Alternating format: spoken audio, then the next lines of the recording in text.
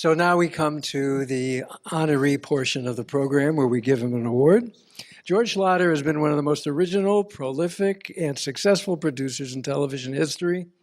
He is truly a comedic innovator. Our opening bio and montage showed clips from 3 highly successful and groundbreaking shows. Laugh In, which shot the #1 and at its zenith, achieved an incredible 31.8 rating.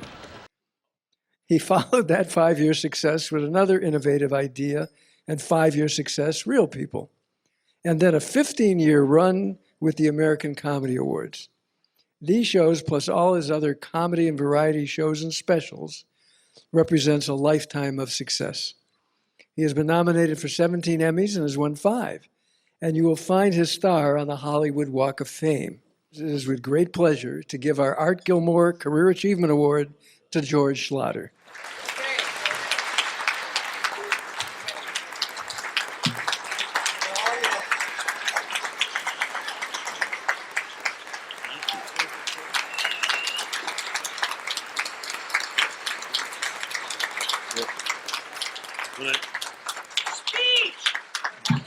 No.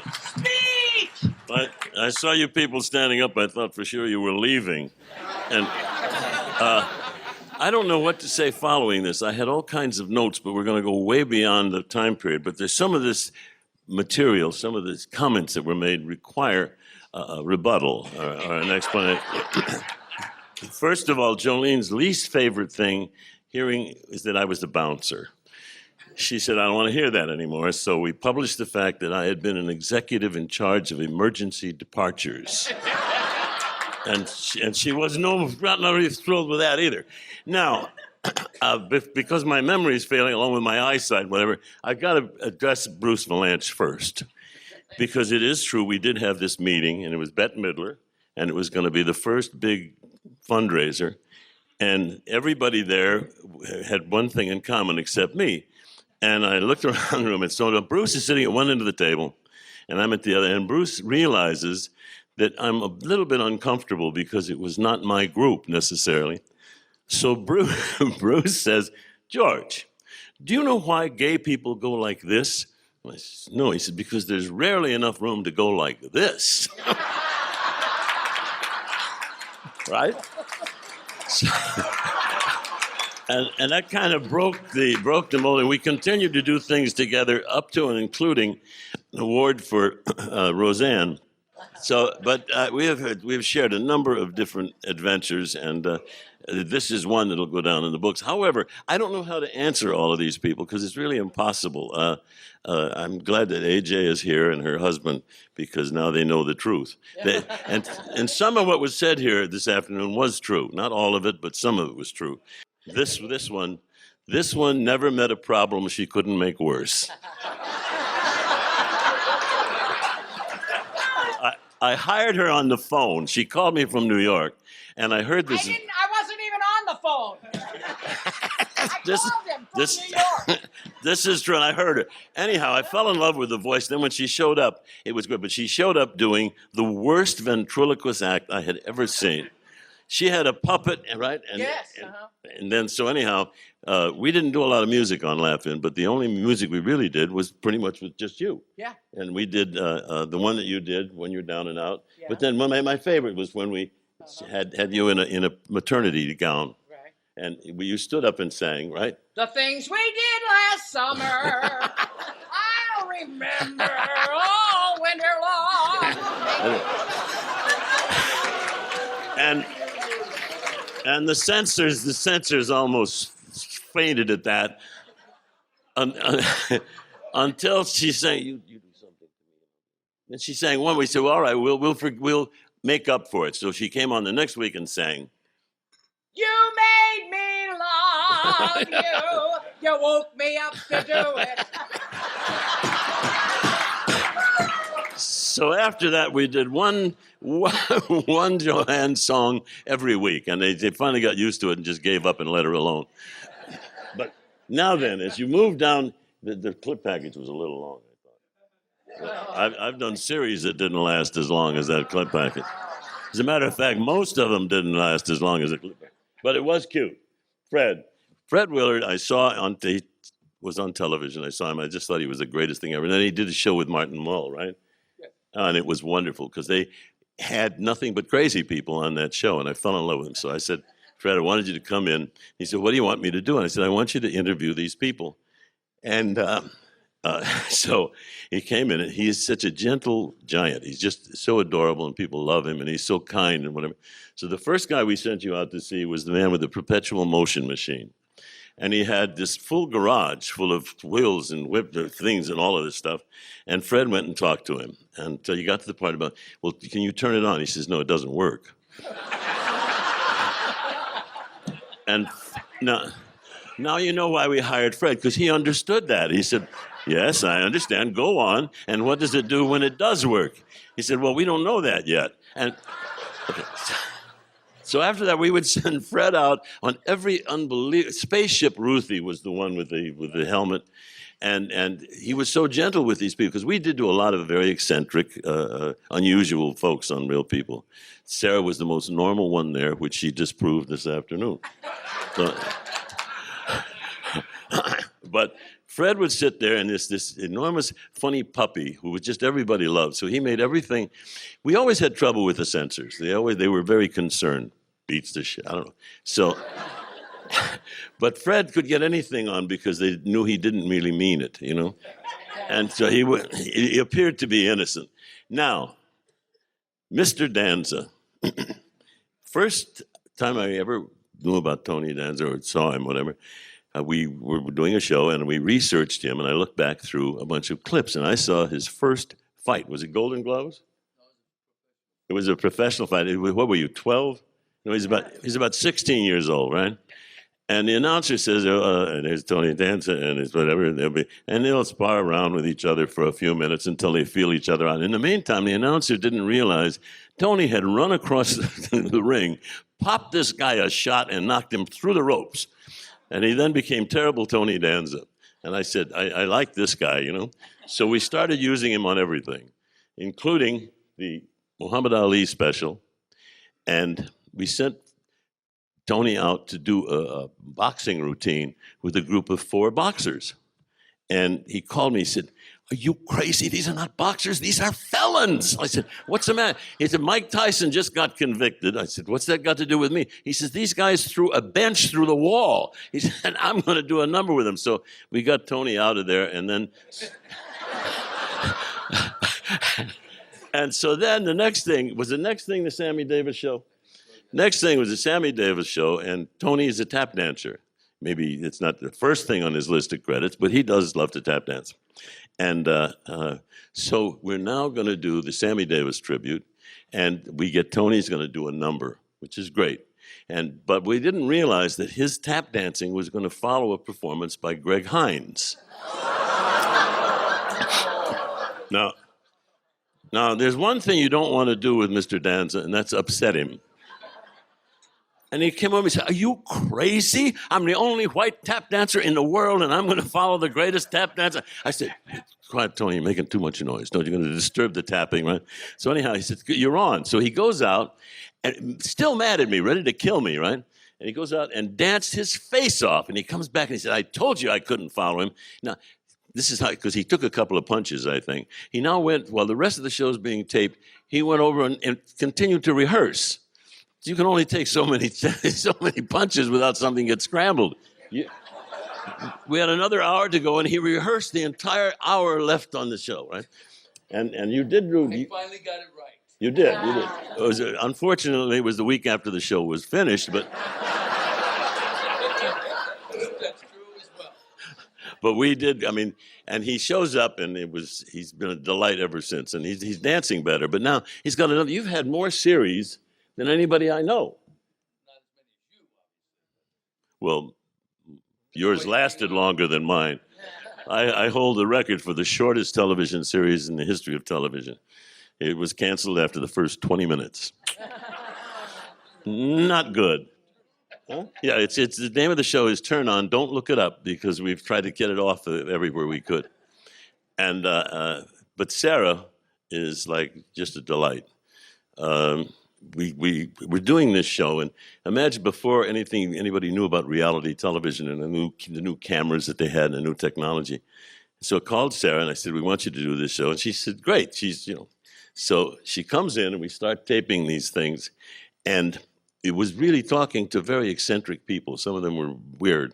But Sarah gave it a kind of a credibility and a nice quality. And but what I didn't know when we hired her was she's nuts. And she calls me one day. She says, hi, how are you? I said, I'm fine. I said, what are you doing? She said, I want to do a skydive. I said, no, what are you, crazy? No skydives. She gave me the greatest answer. She said, oops. What is oops? She said, well, I just did it. So she had done 10,000 foot free fall, and I still think she landed on her head, but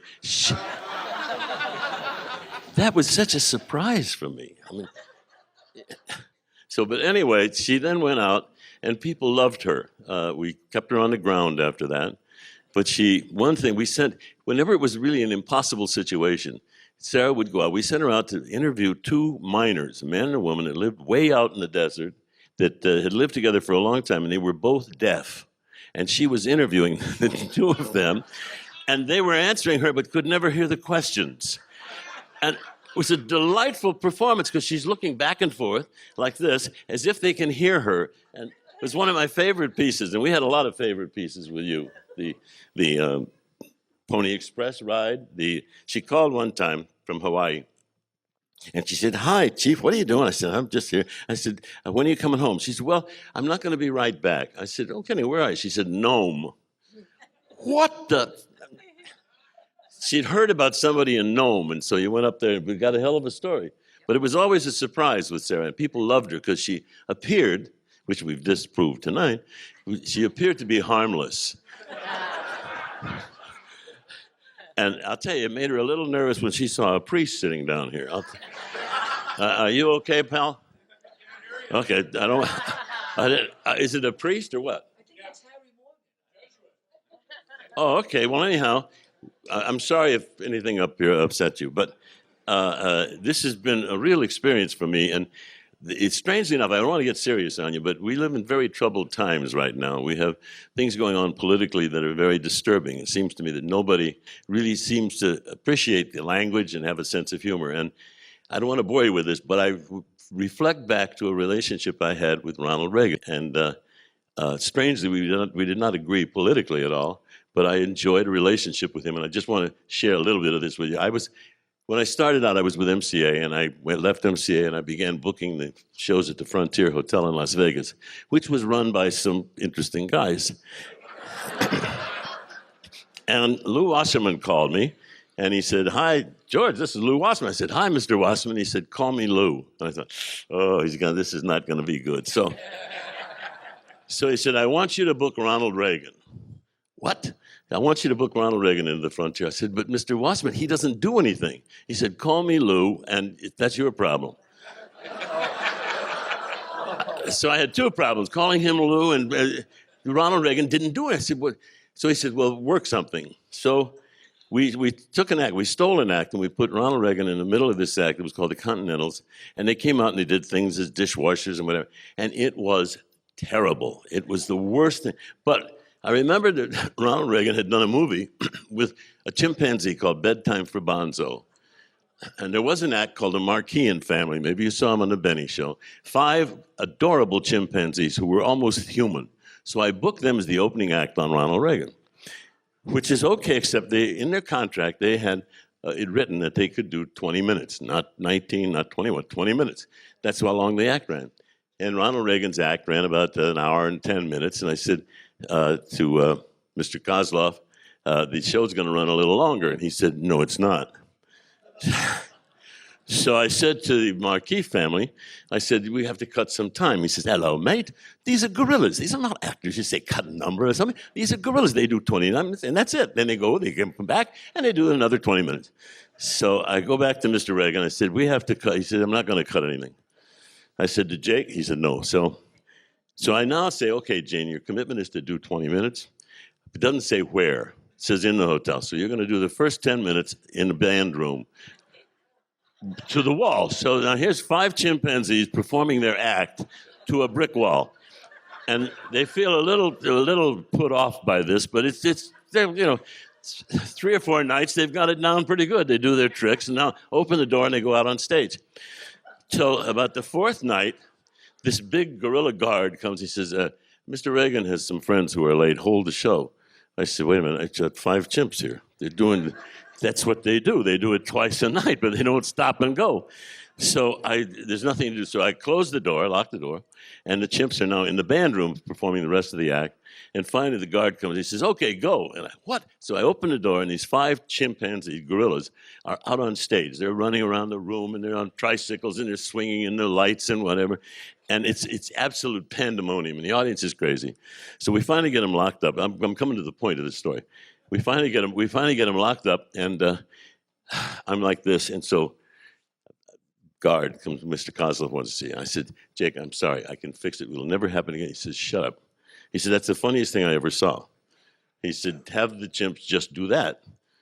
I said, no, you see, that was not a show. That was a mistake. These are 5 wild animals running around in a saloon. You can't just let them do that. So he said, well, then tell the actor to cut some time. So Ronald Reagan did, in fact, cut the time, but never really forgave me for having booked him with the gorillas. Okay. Now, the point of the story is that we became quite good friends. We never agreed politically, but I did have fun with him because he had a wonderful sense of humor. So now, we are now at the Carousel of Hope Ball, and I'm sitting with Ronald Reagan and Gerald Ford and Jolene, Sidney Poitier and his wife, a whole bunch of kind of conservative people, which I am not one of them, anyhow. And so Ronald Reagan says to me, George, and he started telling me jokes. And he was a good joke teller. He had a great sense of humor. And but they're all jokes that I had heard. But that's okay, too, because it wasn't Ronald Reagan. And finally he says, George, do you have any favorite jokes? And I said, well, yes, Mr. President. My favorite joke actually involves you. Now, the room starts to get really cold.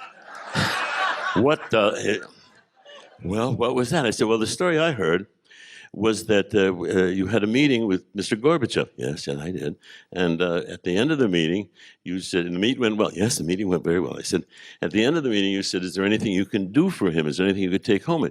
And Mr. Gorbachev said to you, yes, when I go back to Russia, I'd like to have 1 million condoms, 10 inches long and 4 inches across. And you, because you were the president, said, sure. And the next day, you went to the Trojan factory and placed this order. You wanted 1 million condoms, 10 inches down and 4 inches across. And then you said, oh, by the way, mark each one USA medium.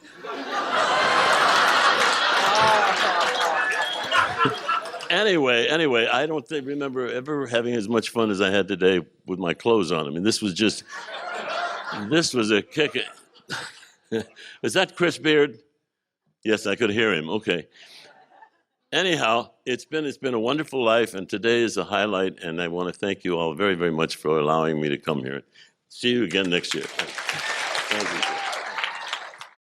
Thanks for joining us. You know, I can already feel the excitement building for our next Hollywood Media Professional Celebrity Showcase.